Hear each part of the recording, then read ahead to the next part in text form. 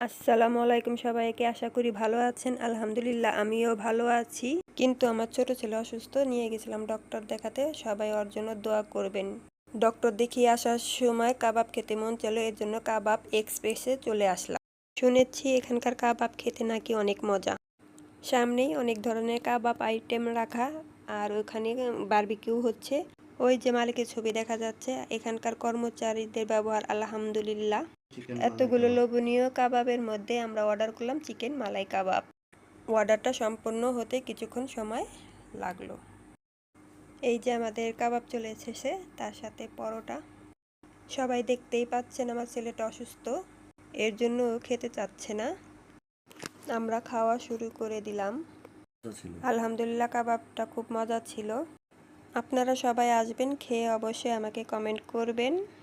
ভিডিওটি ভালো লাগলে লাইক করবেন, শেয়ার করবেন এবং সাবস্ক্রাইব করতে ভুলবেন না। আল্লাহ হাফেজ।